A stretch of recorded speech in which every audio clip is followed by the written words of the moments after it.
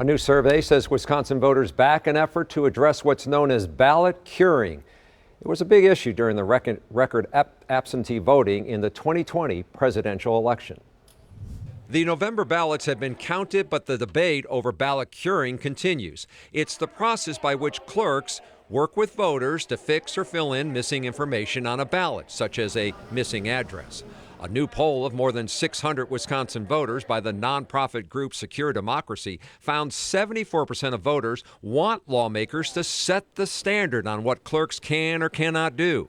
Sarah Walker runs Secure Democracy. What we believe is that there should be statewide standards in every state, but particularly in Wisconsin, that allow every voter who makes a simple mistake to have the opportunity to fix their ballot. So I was curious, when people hear that term ballot curing, do they see it as fair or unfair? One of the things that came up in Wisconsin particularly was a feeling that there was concerns about the way different jurisdictions were curing ballots. In 2016, the Wisconsin Elections Commission, or WEC, offered specific guidance on this issue. Quote, the WEC has determined that clerks must take corrective actions in an attempt to remedy a witness address error. It came up again in 2020 during the COVID election, with nearly 2 million early voters out of a total of 3.3 million votes, compared to 873 absentee ballots in 2016.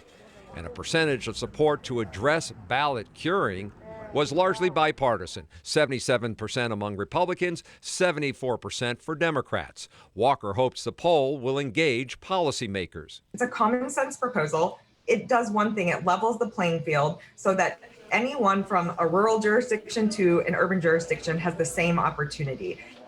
So let's go in depth on this issue to get some context. There are more than a dozen states in the U.S. that have ballot curing provisions. In the Midwest, Indiana and Michigan do not, but Minnesota, Iowa, and Illinois do have specific procedures for notifying a voter about an issue with a ballot and how to correct the mistake. In some cases, voters have up to 2 weeks after the election to fix the issue.